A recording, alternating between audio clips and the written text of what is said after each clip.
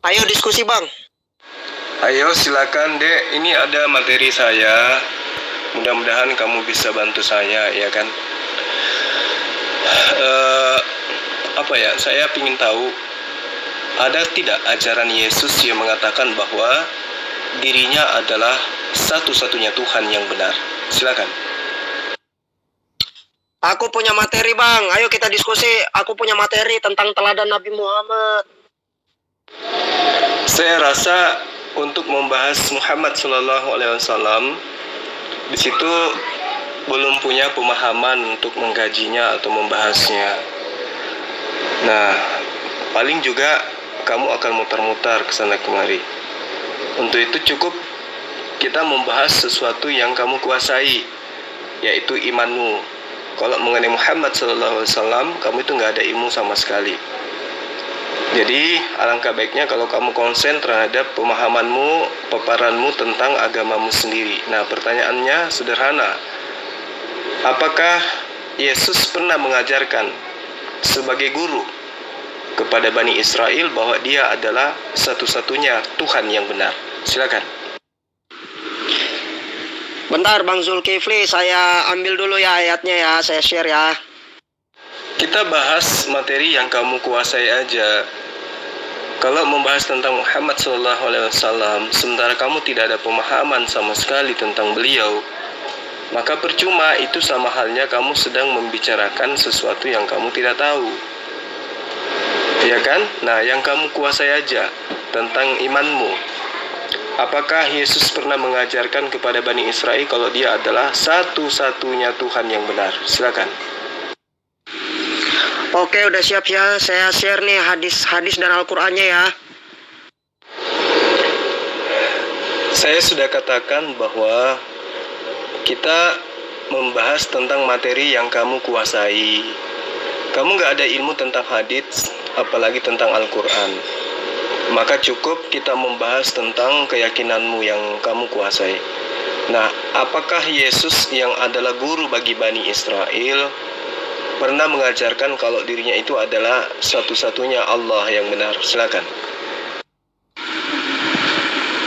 Oke, itu udah saya share ya.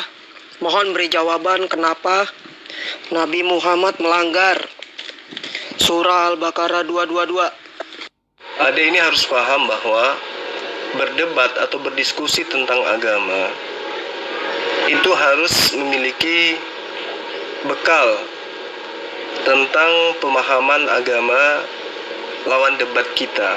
Nah, sekarang kamu membaca ejaan Al-Quran saja kamu tidak bisa. Bagaimana mungkin kamu ingin mendebatkan Al-Quran? Iya kan? Karena kalau saya tanya, apa yang kamu pahami tentang ayat ini, lalu kemudian saya minta Anda membacanya dengan menggunakan original teksnya, maka Anda akan keteteran dan tidak akan mampu. Untuk itulah kita tidak perlu membahas Al-Quran. Jangan membahas sesuatu yang kamu tidak ketahui. Cukup kita membahas tentang imanmu, yang kamu imani, yang kamu yakini, yang kamu kuasai materinya. Ya. Apa yang Yesus ajarkan kepada Bani Israel? Apakah sebagai guru dia pernah mengajarkan kalau dirinya itu adalah satu-satunya Allah yang benar? Nggak bisa bro. Anda itu orang yang berilmu di Islam. Anda harus jelaskan hal ini. Nggak peduli saya. Anda harus bisa jelaskan bro. Nggak usah lari ya. Nggak usah lari. Saya ini mahasiswa. Anda harus bisa jelaskan. Kalau menjelaskan, saya pasti bisa menjelaskan. Tapi apakah kemudian ketika saya menjelaskan, Anda akan paham atau akan melahirkan pertanyaan yang berdasar kepada kebingungan Anda terhadap apa yang Anda tanyakan? Nah, ini kan Anda sedang bertanya tentang sesuatu yang Anda tidak tahu. Tetapi pasti, dan saya pastikan bahwa Anda pasti sok tahu. Coba aja nanti kita lihat. Iya kan?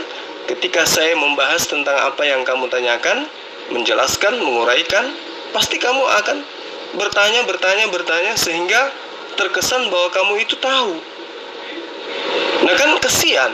Padahal keberadaan saya di sini adalah untuk menyelamatkan kalian dari cengkraman doktrinitas gereja. Kamu bertanya tentang Quran, boleh, selama kamu paham tentang Quran. Tapi yang kalau kamu pahami tentang terjemahan itu, ya berarti kamu tidak memahami Al-Quran, hanya memahami terjemahan. Untuk itulah saya katakan, ada baiknya kita membahas materi yang kamu kuasai aja. Jangan kau bertanya tentang sesuatu yang kamu tidak pahami. Apa maksud daripada yang kamu pertanyakan tersebut? Gitu loh.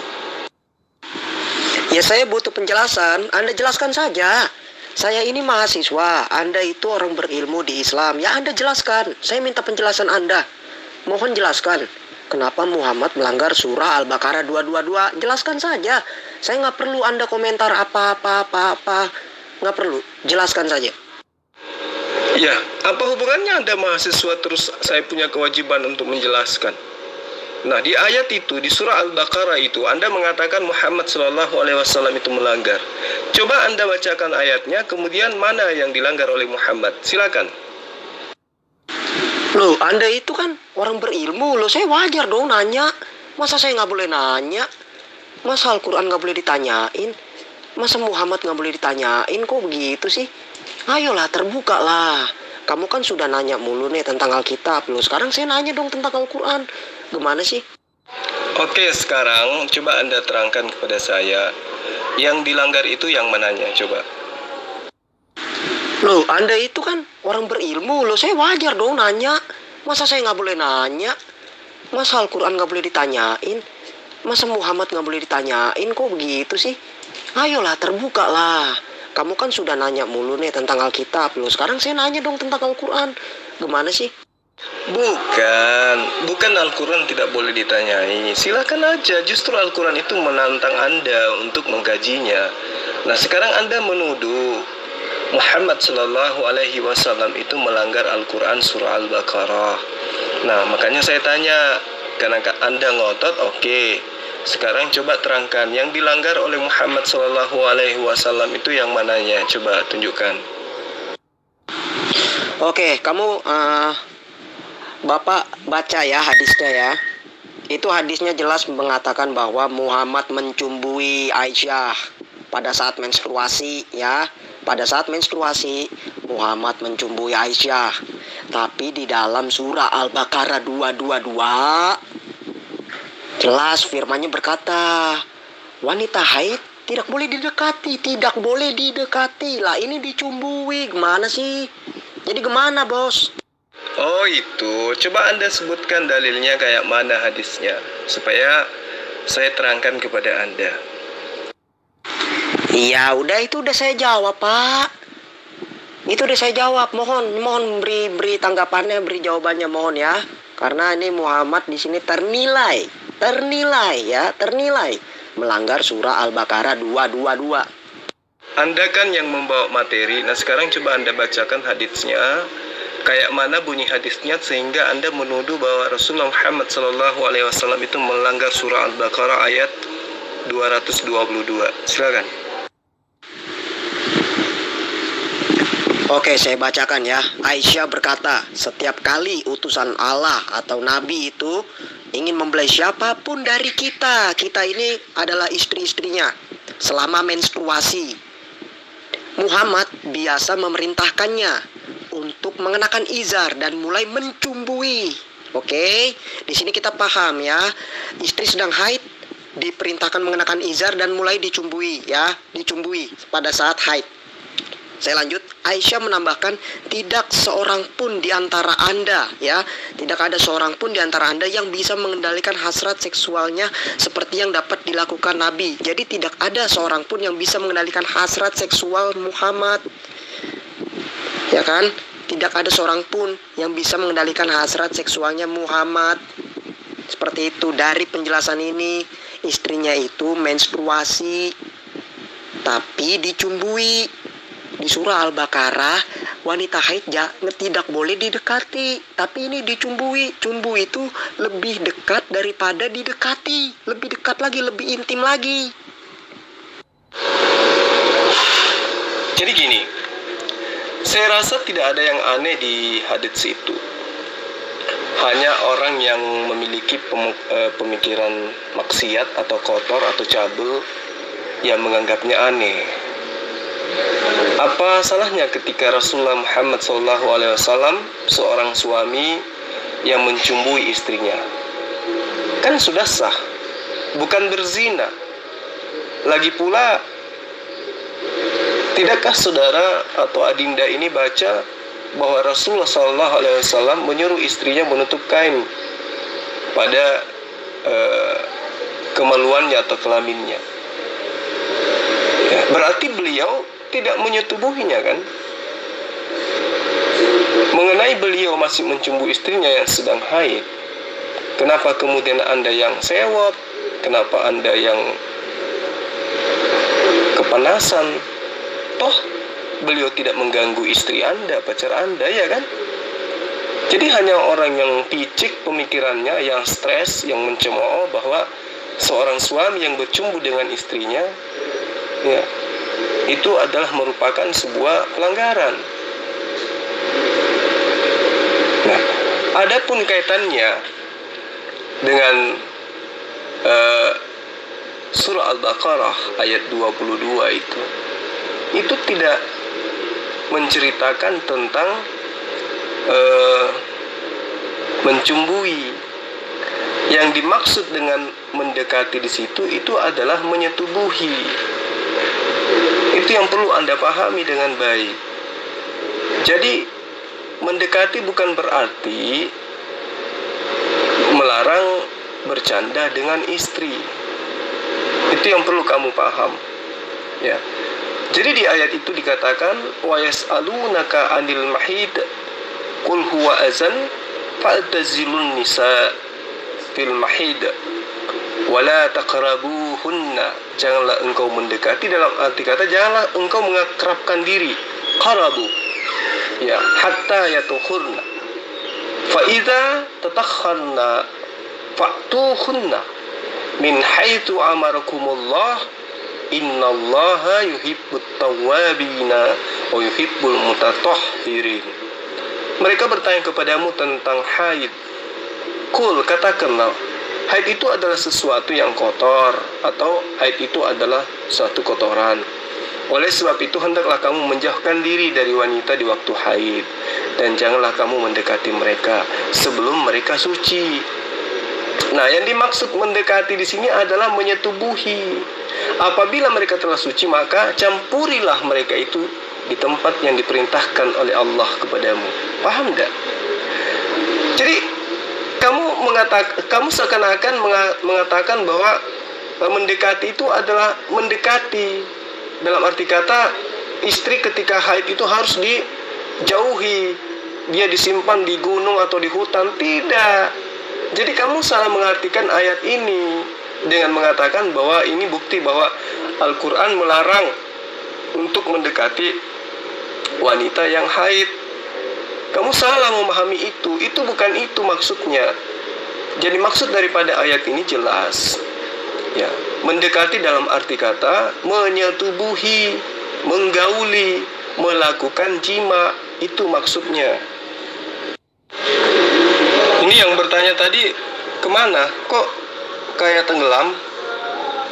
Saya belum nanya balik loh. Saya belum tanya Anda tentang sanad hadits.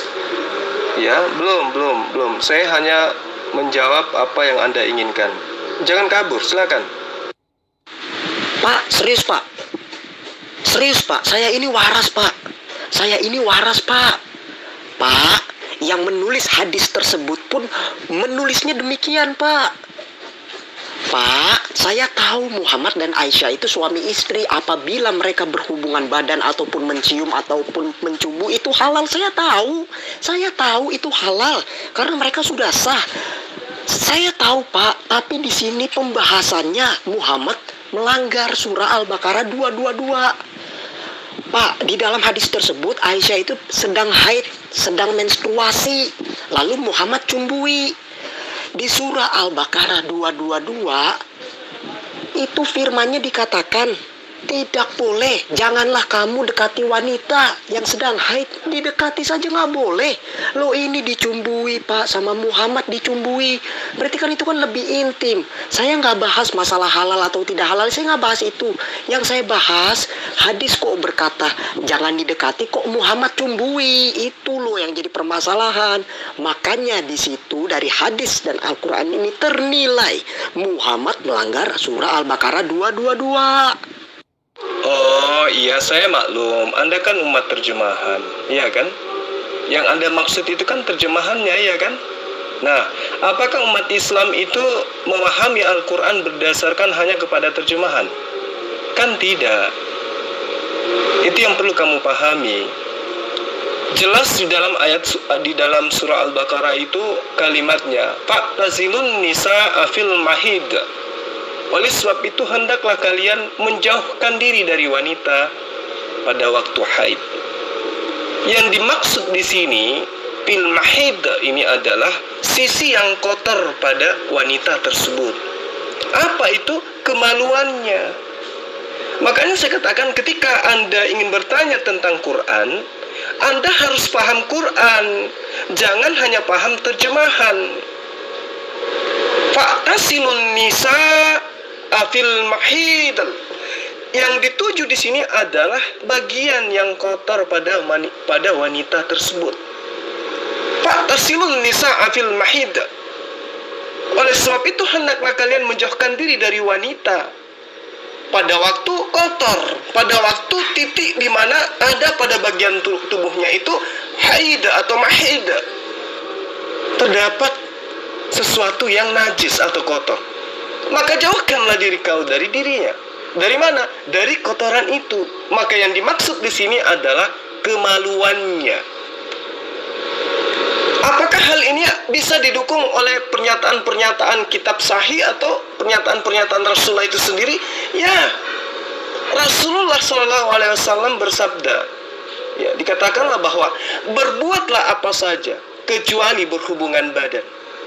Oleh karena itu, banyak atau bahkan mayoritas ulama berpendapat bahwasanya, ya, boleh bercumbu dengan istri pada saat istri itu haid, kecuali tidak boleh menyetubuhinya.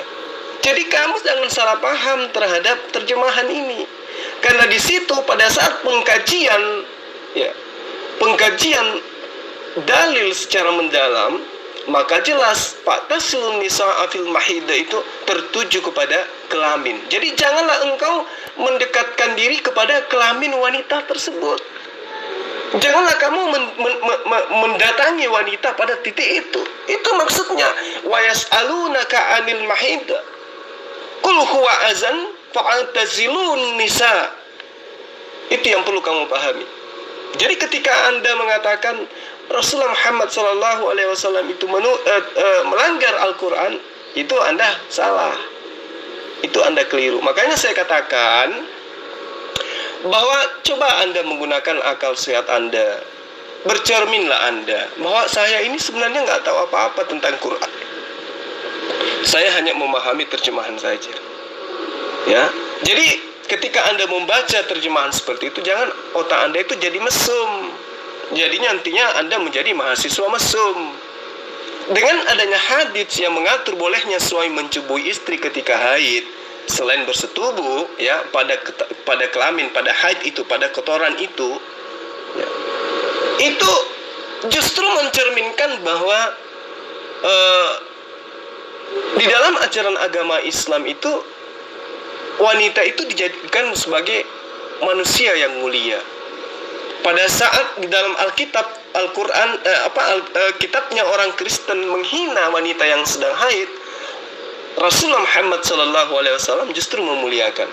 Islam adalah agama yang sempurna, mengatur segala sesuatu tentang hidup umatnya secara mendetail, komprehensif, masuk akal. Tidak ada perintah Allah atau sunnah Rasulullah Muhammad SAW yang akan sia-sia. Semuanya ada hikmah baik di baliknya. Cuma sayang, hati Anda sebagai mahasiswa itu yang cabul, hati Anda yang porno, sehingga Anda ketika mendekati itu merujuk kepada persetubuhan. Padahal bukan. Maksud daripada mendekati di sana itu adalah apa? Maksud daripada larangan mendekati itu adalah larangan menyetubuhi, karena di situ merujuk kepada apa yang menjadi sumber haid itu. Janganlah engkau mendekati sumber haid itu maksudnya. Tapi Anda lagi-lagi ketika membaca hadis Bukhari dan juga Muslim, termasuk hadis Abu Daud, ya, yang Anda gunakan hadis palsu itu tadi, ada hadis palsu yang Anda bacakan tadi yang mengatakan bahwa Rasulullah itu menggauli mereka pada saat haid. Nah, itu adalah hadis yang berasal daripada Faith Redom. Seperti itu. Sama kayak Assalam kemarin Bang debat sama saya bahas Ali Imran. Dia kagak tahu hukum tajwid, mat asli saya ajarin 1 SKS Bang. Tapi kagak paham-paham juga. Ya itu makanya saya tuh bukannya mau menghindar dari kajian-kajian Islam. Karena saya tahu mereka ini mengkaji memahami kitab mereka aja mereka nggak bisa. Memahami ajaran Yesus aja mereka nggak bisa. Kayak mana bisa memahami firman Allah, itu ya kan? Coba lihat bagaimana kemudian surah Al-Baqarah itu mereka kaitkan dengan hadits yang dikarang oleh orientalis barat. Ya, memang dia membacakan hadis tadi di awalnya kan, tapi dia padukan dengan hadis-hadis karangan-karangan orientalis barat yang mengatakan Rasulullah Muhammad SAW itu menyetubuhi istrinya pada saat dalam keadaan haid. Padahal itu tidak ada. Ya, bahkan hadis-hadis yang diterangkan bagaimana kemudian orang diukur murtad, diukur kafir ketika menyetubuhi orang yang sedang haid, ya kan? Bagaimana Imam Nawawi menjelaskan, bagaimana kemudian Anas Malik menjelaskan, bagaimana kemudian yang diriwayatkan oleh Abu Hurairah kemudian haramnya menyetubuhi wanita yang lagi haid. Sementara mereka nggak tahu itu. Yang mereka tahu adalah hadis-hadis yang dikarang oleh orientalis barat untuk kemudian menyerang Islam. Makanya saya katakan kepada mereka, kepada beliau tadi ini, ya, kalau kamu ingin mengkaji Islam, ya belajar dululah tentang Islam. Jangan menyerang Islam membabi buta seperti itu. Mentang-mentang sudah membaca hadis tentang membaca sesuatu yang menjelekkan Islam dan mengatasnamakan hadis, wah langsung tergopoh-gopoh. Wah, ini bisa menyerang Islam ini karena bertentangan dengan ayat Al-Quran dalam surah Al-Baqarah 222 gitu, ya kan? Oh, maaf, tidak bisa. Ya, tidak bisa Anda menjustifikasi seseorang bahwa mahasiswa cabul atau apapun. Mohon maaf ya, karena saya pun mendapatkannya dari Al-Quran. Jadi kalau Anda mengatakan bahwa saya ini cabul, berpikiran pornografi, saya berpandangan saya melihat dari apa yang ada di dalam Al-Quran. Nah, lalu bagaimana Pak dengan kata-kata yang mengatakan bahwa tidak ada seorang pun yang bisa mengendalikan hasrat seksualnya Muhammad? Itu maksudnya apa sih makna kata-kata itu? Tidak ada seorang pun yang bisa mengendalikan hasrat seksualnya Muhammad. Jadi di sini ada indikasi bahwa mencumbui dengan hasrat seksual. Saya mau tahu dong, mencumbui dengan hasrat seksual itu seperti apa? Karena itu hadisnya jelas loh. Muhammad mencumbui dengan hasrat seksual loh. Ya. Dengan hasrat seksual ya. Jadi saya mau tahu dong perkataan Aisyah yang mengatakan bahwa tidak ada seorang pun yang bisa mengendalikan hasrat seksual Nabi Muhammad. Ya kan? Jadi ternilai bahwa Nabi Muhammad tidak bisa dikendalikan dalam hal hasrat seksualnya. Bagaimana Pak? Anda tidak mendapatkannya dari Al-Quran. Anda mendapatkannya dari terjemahan Al-Quran.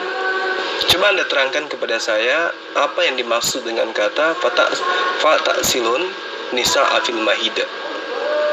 Ayo, kalau kamu mendapatkannya dari Al-Quran berarti kamu sudah paham dong ya.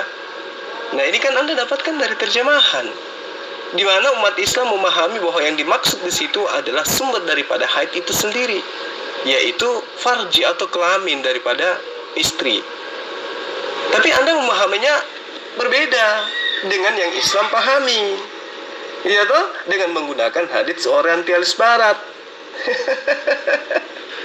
Jadi makanya saya katakan kepada Anda adalah mahasiswa cabul yang pemikirannya hanya berujung kepada syahwat. Di ayat itu dikatakan Faiza tahtahanna ta'tuhunna min haitsu amarakumullah. Itu jelas ya kan?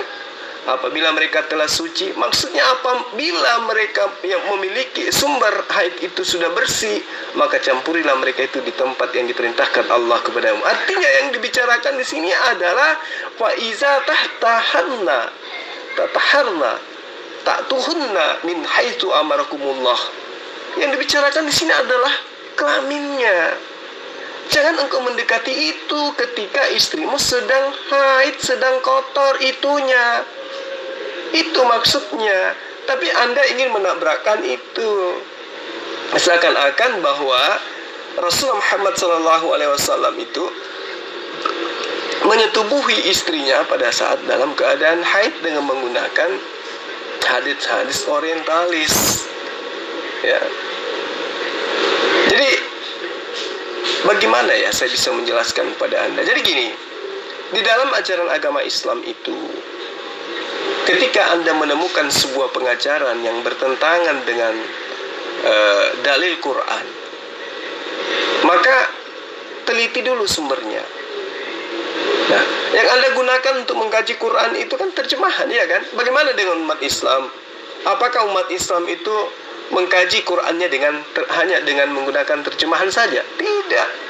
Tetapi hal itu dikaji dengan berbagai macam ilmu yang mendasari. Di dalam hadis riwayat Abu Daud dan juga Muslim dikatakan bahwa terlaknatlah orang yang menyetubuhi wanita yang haid, ya, atau seorang perempuan dari duburnya. Itu jelas sudah bertentangan dengan hadis yang kamu ambil dari link barat, ya toh? Jadi apa yang ingin kamu ajarkan kepada saya? Apa yang ingin kamu serang dengan mengatasnamakan hadis Bukhari? Sementara Anas bin Malik radhiyallahu anhu berkata, adalah kebiasaan orang-orang Yahudi apabila istrinya haid, mereka tidak diberi makanan dan tidak menggaulinya di dalam rumah-rumah mereka. Para sahabat menanyakan hal tersebut kepada Rasulullah. Allah kemudian menurunkan ayat. Mereka bertanya kepadamu tentang haid. Rasulullah menjawab, berbuatlah semuanya kecuali bersetubuh. Hadis riwayat Muslim. Rasulullah SAW menegaskan seorang perempuan yang sedang haid itu boleh bergaul, boleh bercumbu, boleh bermesraan dengan istrinya. Yang penting jangan bersetubuh. Itu hadisnya jelas, ya, diriwayatkan oleh Muslim. Kemudian Muslim pula mengajarkan diriwayatkan oleh Abu Hurairah bahwa tatkala Rasulullah SAW dalam masjid, wahai Aisyah, dia berkata, wahai Aisyah, ambillah untukku baju itu. Aisyah menjawab, saya sedang haid. Beliau pun bersabda, itu adalah haidmu dan bukan tanganmu. Artinya yang dimaksud haid di sini adalah kelaminnya. Jadi jangan kamu mendekati kelamin wanita yang sedang haid. Itu maksudnya. Jadi apa yang kamu ingin serang terhadap Quran itu kamu belum lahir, itu sudah dilakukan oleh pendahulumu. Tetapi ajaran agama Islam itu tidak mudah engkau jatuhkan seperti itu. Oh, maaf, tidak bisa.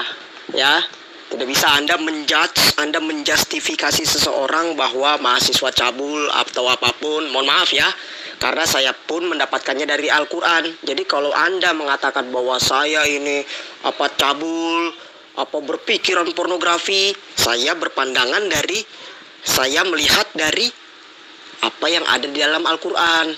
Nah, lalu bagaimana Pak dengan kata-kata yang mengatakan bahwa tidak ada seorang pun yang bisa mengendalikan hasrat seksualnya Muhammad? Itu maksudnya apa sih makna kata-kata itu? Tidak ada seorang pun yang bisa mengendalikan hasrat seksualnya Muhammad. Jadi di sini ada indikasi bahwa mencumbui dengan hasrat seksual. Saya mau tahu dong, mencumbui dengan hasrat seksual itu seperti apa? Karena itu hadisnya jelas loh. Muhammad mencumbui dengan hasrat seksual loh. Ya, dengan hasrat seksual ya. Jadi saya mau tahu dong, perkataan Aisyah yang mengatakan bahwa tidak ada seorang pun yang bisa mengendalikan hasrat seksual Nabi Muhammad. Ya kan? Jadi ternilai bahwa Nabi Muhammad tidak bisa dikendalikan dalam hal hasrat seksualnya. Bagaimana, Pak? Nah, kemudian Anda mengatakan bagaimana dengan hadits yang mengatakan bahwa tidak ada seorang pun di antaranya yang bisa menahan ketika hasrat Rasulullah itu ketika Rasulullah itu berhasrat untuk melakukan itu. Itu coba Anda terangkan bagaimana posisi sanad daripada hadits itu. Silakan. Kamu itu kalau ngebacot ya enak aja kok, nyerang buta. Hizkia itu jelas bertanya. Ini ada surat Al-Baqarah 222 itu seperti ini isinya. Nah, tapi ada hadis sahih itu seperti ini lagi isinya. Dia membacanya dari terjemahan. Terjemahannya memang seperti itu. Tidak dia kurang-kurangi, tidak dia ditambahkan. Dia bertanya itu. Bagaimana kamu bisa bilang dia menyerang? Kalau menyerang membabi buta itu merubah isi, mengganti narasi, menuduh yang tidak jelas, tidak tanpa bukti, itu menyerang. Sampai di situ paham dulu isi kepalamu, saudaraku. Ya, umat terjemahan kalau nggak tahu apa-apa diam aja dulu. Kan jelas dalilnya di situ yang dimaksud haid itu adalah sumbernya farji, kelamin wanita. Itu yang dilarang oleh Al-Quran untuk didekati. Ya, Anda memahami dengan terjemahan aja kan? Iya toh? Nah, makanya saya katakan, kalau kalian tidak punya ilmu, janganlah bertanya atau menyerang Al-Quran. Dari sekian banyak hadits yang diriwayatkan, ya, itu termasuk yang meriwayatkan tentang Aisyah menceritakan bahwa beliau pernah menyisir rambut, kemudian di saat itu yang disisirnya adalah rambut Rasulullah Muhammad SAW, sedangkan Aisyah itu dalam keadaan haid. Ya. Nah, kondisi ini pada saat Asbal Wurudnya mengatakan bahwa pada saat Aisyah menyisir rambut Rasulullah SAW itu sedang beritikaf di masjid. Nah, Aisyah sedang berada di kamarnya. Lalu Aisyah kemudian menuju kepada tempat ibadahnya Rasulullah dan kemudian menyisir rambut Rasulullah sementara beliau dalam keadaan haid. Jadi jelas bahwa yang dimaksud mendekati dalam surah Al-Baqarah itu bukan berarti dilarang untuk mencumbui atau mencandai gitu loh. Dikatakan di dalam Al-Baqarah itu wala taqrabuhunna, janganlah engkau mendekati mereka, atau jangan engkau mendekati yang menjadi sumber haid itu, yaitu kelamin wanita itu maksudnya. Wa yas'alunaka 'anil mahid. Nah, ini merujuk kepada kelamin wanita. Jangan kau mendekati wanita itu. Maksudnya jangan kau mendekati hal yang bisa membuat kamu itu melakukan hal yang dilarang oleh syariat. Tapi kalau untuk bercanda dengan istri, berbicara dengan istri, bercumbu dengan istri bisa aja. Tapi selama tidak melakukan persetubuhan gitu loh. Nah, tadi Anda juga berkata bahwa Islam itu adalah agama yang menghormati wanita. Pak, saya ada 2 ayat sebagai perbandingan, ya kan? Sebagai perbandingan nih ya, dan ternilai itu mendiskriminasi wanita, Pak. Oke, mau saya kasih tahu Pak ayatnya? Jangan pindah ke materi lain dulu. Saya minta Anda untuk mempertanggungjawabkan hadits yang Anda katakan sebagai hadis sahih. Ya, sebagai orang yang mengaku sebagai mahasiswa yang kemudian Anda menyerang Islam dengan menggunakan materi ini, ya tentu dong saya bertanya, coba Anda tunjukkan sanadnya seperti apa hadis yang Anda gunakan itu. Silakan. Umat terjemahan nggak tahu apa-apa, diam aja. Jadi maksudnya gimana, terjemahan itu salah? Loh, yang katakan terjemahan itu salah siapa? Umat terjemahan itu adalah memahami sebuah keyakinan hanya berdasarkan terjemahan. Kalau Islam tidak. Islam itu tidak seperti itu. Buktinya Anda tersesat kan dengan memahami terjemahan itu. karena hanya terjemahan itu yang Anda jadikan sebagai acuan.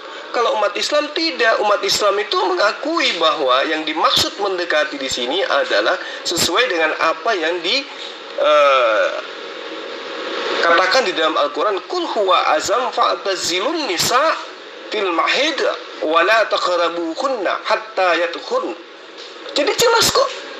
Nah, kemudian terjemahannya di situ mengatakan dari kata taqrabu, qarab itu mendekati atau intim, itu dilarangnya intim di situ.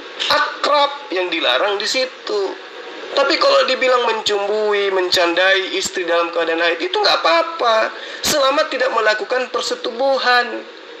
Tetapi Anda semua, karena hanya umat terjemahan, menganggap bahwa kata itu melarang untuk mendekati istri, seperti yang tertera di dalam kitab yang kalian bajak dari agama Yahudi, Imamat 15 ayat 19. Apabila seorang perempuan mengeluarkan lelehan dan lelehannya itu adalah darah dari auratnya, dari kelaminnya, maka ia harus 7 hari lamanya dalam cemar kainnya. Dan tidak setiap orang, dan setiap orang yang kena kepadanya menjadi najis sampai matahari terbenam. Jadi dalam kitab yang kalian bajak itu justru mengatakan kalau ada seorang wanita haid disentuh oleh orang lain, maka orang lain itu jadi najis juga. Kalau dalam Islam tidak. Wanita boleh haid, yang dilarang kemudian untuk dilakukan kepada wanita haid itu hanya satu, yaitu jangan bersetubuh. Tetapi menggaulinya dalam arti kata menemaninya bermain, bercumbu, bercanda, itu nggak apa-apa dalam Islam. Nggak apa-apa dalam Islam.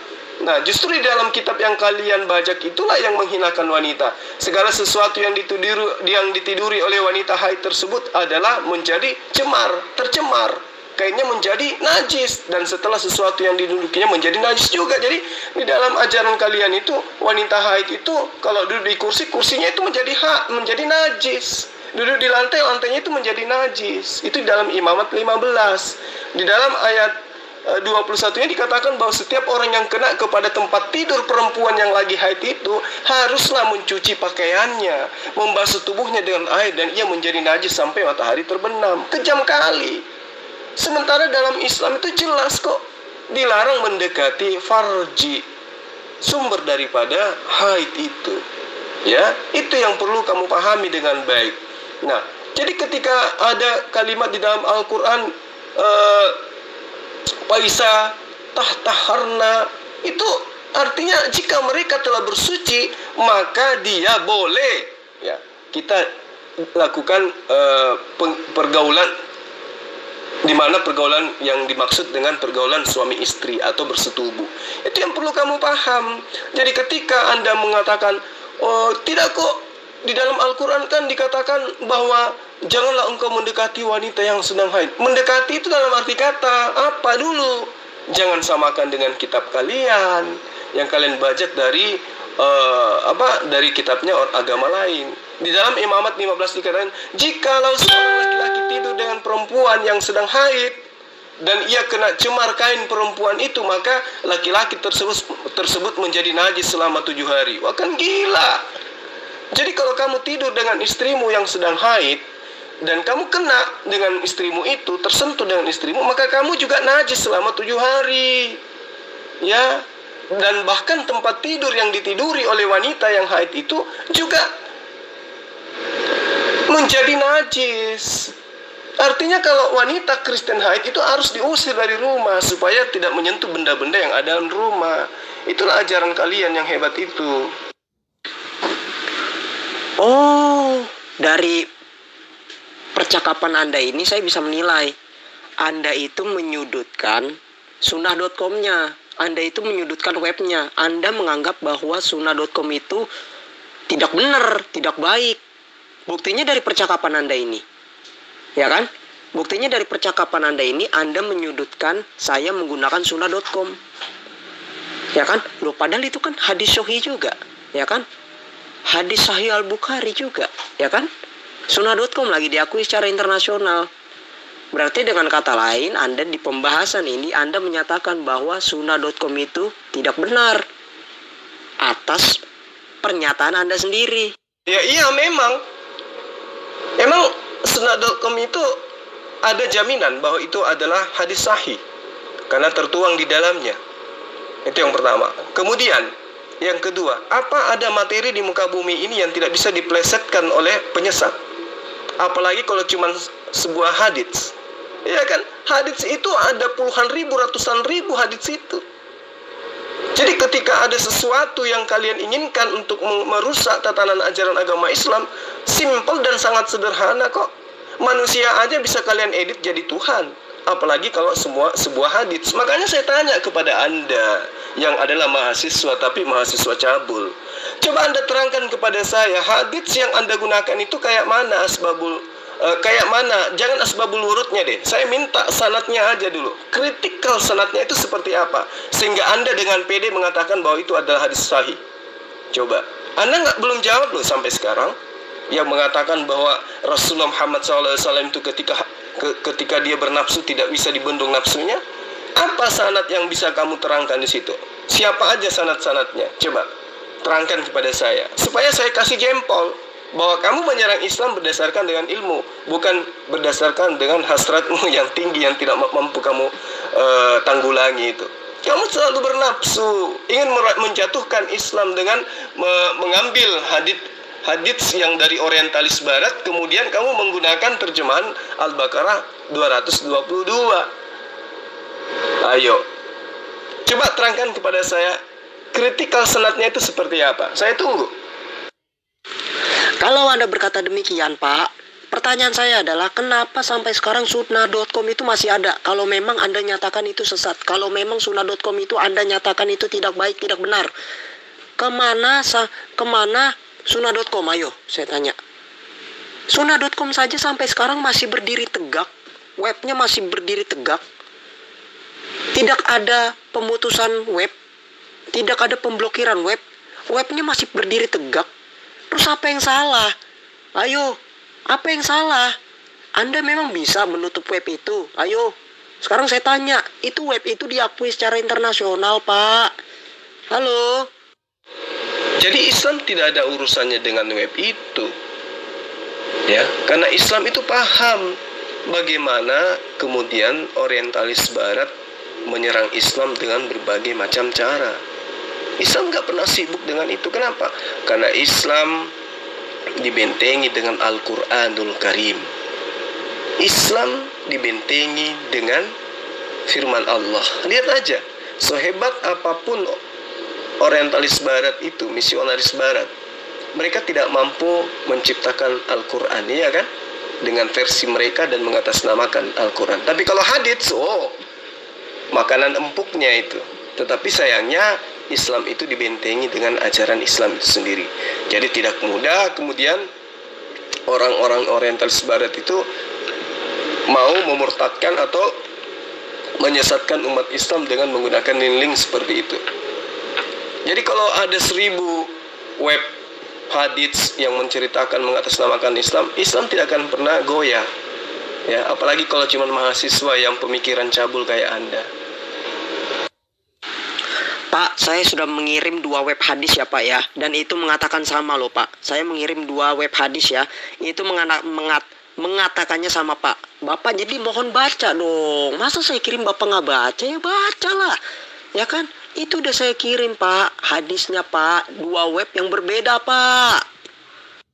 Walaupun 1000 web hadits kamu kirimkan ke sini, Islam itu dibentengi dengan kitabnya, yaitu kitab Al-Quran dan juga kitab Sahihah. Ya, jadi Islam itu tidak belajar di web.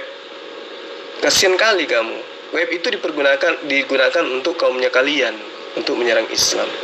Islam tidak menggunakan web di dalam memahamkan dan mengajarkan ajaran agama Islam. Kenapa? Karena Al-Quran itu adalah kitab suci, yang ada di dalam hati, yang ada dalam pikiran umat Islam itu sendiri. Jadi kalau Anda menggunakan hadis-hadis milik orientalis barat untuk menyerang Islam, itu saya katakan kasihan. Makanya saya katakan kepada Anda tadi, tolonglah kalau ingin bertanya, mengkaji tentang sesuatu, tolong dikuasai hal itu. Nah sekarang saya tanya kepada Anda, hadis yang kau gunakan itu Apakah kamu mampu menunjukkan sanad-sanadnya? Tidak mampu kan? Nah, dengan demikian percuma dong. Kamu mengatakan itu sahih. Apa dasarmu mengatakan itu sahih? Itu hadis yang diakui oleh internasional. Siapa yang mengakui? Internasional mana yang mengakui? Jadi Anda percuma aja menunjukkan kebodohan-kebodohan Anda itu. Karena hadis lain bertentangan dengan hadis itu. Ayat Al-Quran bertentangan dengan hadis itu. Seperti itu. Sunnah.com. Itu kesalahan mahasiswa milenial sekarang, Bang. Dia terlalu percaya pada web. Saya sering tuh bimbing mahasiswa, ngambil referensinya di web. Oke Pak, terima kasih atas waktunya, atas penjelasan Anda yang mengatakan bahwa Sunnah.com adalah web yang sesat. Oke, web yang tidak sesuai dengan hadis yang sebenarnya. Oke, Pak, saya sudah memberikan sanad-sanadnya, sanad-sanad hadisnya sudah saya share. Bapak bisa lihat sendiri sanad-sanadnya secara lengkap, itu udah saya share, udah saya screenshot. Terima kasih untuk malam ini. Karena Bapak tidak bisa menjelaskan hasrat seksual Muhammad, terima kasih. Semoga Muhammad dapat mengendalikan hasrat seksualnya. Terima kasih, selamat malam. Sanad-sanad hadis. Bagaimana Anda bisa menerangkan kepada saya bahwa itu adalah sanad-sanad hadis, sementara Anda cuma mencopas? Bagaimana bisa kita mengetahui bahwa itu adalah sanad hadis yang Anda copas dari web? Ayo. Jadi Anda akan jadi bulan-bulanan kalau mau membahas Islam tapi hanya modal web. Mahasiswa kok modal web? Saya mengkaji tentang agama Anda di luar kepala, tidak menggunakan web. Ketika saya mengetahui, ketika saya bertanya, ketika saya menjabarkan tentang gospel, saya tidak menggunakan web. Itu di luar kepala itu. Makanya saya percaya diri membahas tentang agama Anda. Nah sekarang Anda ingin menyerang Islam, menyerang Al-Quran dengan menggunakan web. Kasihan kali ini mahasiswa. Oke Pak, terima kasih atas waktunya, atas penjelasan Anda yang mengatakan bahwa Sunnah.com adalah web yang sesat. Oke, web yang tidak sesuai dengan hadis yang sebenarnya. Oke, Pak, saya sudah memberikan sanad-sanadnya, sanad-sanad hadisnya sudah saya share. Bapak bisa lihat sendiri sanad-sanadnya secara lengkap, itu udah saya share, udah saya screenshot. Terima kasih untuk malam ini. Karena Bapak tidak bisa menjelaskan hasrat seksual Muhammad, terima kasih. Semoga Muhammad dapat mengendalikan hasrat seksualnya. Terima kasih, selamat malam. Hadits yang digunakan oleh umat Islam itu kaitannya dengan Al-Baqarah itu jelas. Hadis riwayat Abu Dawud. Tadi saya sudah terangkan kepada Anda. Terlaknat orang yang menyetubuhi orang haid atau menyetubuhi seorang perempuan dari duburnya. Jelas ya hadisnya ya. Nah, sekarang Anda ingin menabrakkan hadis kami dengan hadis orientalis barat. Kira-kira umat Islam itu ikuti hadis Anda atau hadis yang bersumber daripada kitab sahih milik kami? Lalu kemudian dikatakan oleh Imam Nawawi, barang siapa yang meyakini halalnya menyetubuhi orang yang sedang haid melalui kemaluannya, maka ia tergolong kafir, maka ia tergolong murtad. Adapun mengerjakannya padahal ia sebenarnya mengetahui bahwa itu diharamkan, maka ia benar-benar telah berbuat dosa besar. Jadi Anda itu memalukan agama Anda sekiranya Anda itu memiliki teman yang memiliki akal sehat. Tapi sayangnya kelihatannya di grup Anda ini sama semua. Anas bin Malik melalui hadis riwayat Muslim berkata, adalah kebiasaan orang-orang Yahudi apabila istri haid mereka tidak diberi makanan dan tidak menggaulinya di dalam rumah-rumah mereka. Para sahabat menanyakan hal ini kepada Rasulullah Muhammad SAW. Allah kemudian menurunkan ayat, mereka bertanya kepadamu tentang haid. Rasulullah bersabda, berbuatlah semaunya kepada istri Anda, pada istri kalian, kecuali satu, yaitu jangan kalian menyetubuhi mereka. Itu hadis yang digunakan oleh umat Islam, bukan hadis milik Kristen, orientalis barat. Diriwayatkan oleh Abu Hurairah beliau Rasulullah Muhammad sallallahu alaihi wasallam berada di dalam masjid. Kemudian kemudian dia berkata kepada Aisyah, "Wahai Aisyah, ambillah untukku baju itu." Aisyah menjawab, "Saya sedang haid." Beliau pun bersabda, "Itu adalah haidmu, tetapi yang saya butuhkan adalah tanganmu untuk mengambil kainku atau pakaianku." Iya kan? Jadi Anda ini gimana ya ceritanya? Anda itu tidak punya ilmu sama sekali, ingin menyerang Islam dan mengaku mahasiswa, tapi mahasiswa yang otaknya cabul. Ketika dia mendengarkan Rasulullah Muhammad SAW mencumbuhi, dianggapnya itu adalah menyetubui. Ayo yang lain, saudara-saudara Kristen yang lain, yang agak berisi lah, nantangin Bang Zul. Karena takutnya nanti keteteran. Bisanya bertanya tapi tidak bisa ditanya. Mana ini? Yang satu lagi kok nggak ada penutupnya? Kabur ya? Terus balik lagi koar-koar. Justru teman Anda itu yang kabur kan? Dia tidak menjawab pertanyaan saya tentang sanad hadits yang dia bawa. Membacakan hadisnya aja tidak. Cuman terjemahannya saja. Jadi gini, kalau Anda minta saya seperti teman Anda, saya pun akan mengambil sebuah kesimpulan penutup dari diskusi yang diajaknya saya berdiskusi maksudnya. Orang Kristen itu berdasarkan kajian tentang haid itu sebenarnya wajib mengurung istrinya di dalam gudang jika istrinya itu sedang haid. Kalau perlu dirantai, ya dirantai. Kalau tidak mampan dirantai seperti orang di penjara, ya dibuang ke hutan atau ke laut. Karena wanita haid adalah najis yang bisa mengotori apa saja. Dan Anda jangan lupa, setiap bulan harus mempersembahkan 2 ekor burung tekukur atau 2 ekor anak burung merpati sebagai penebus dosa istri Anda, karena dia selalu haid setiap bulannya. Karena di dalam kitab yang kalian bajak dari agama lain, terjemahannya Anda ambil, ya, entah itu Anda plesetkan atau pemuka-pemuka Anda salah tafsirkan, maka di dalam ajaran agama Kristen berdasarkan kitab bacakan dari agama lain, itu haid itu adalah dosa, ya. Kalau dituruti berarti Anda, kalau tidak dituruti berarti Anda itu kualat dengan ajaran gospel atau Bible yang Anda bajak dari agama orang lain. Itu kesimpulan saya.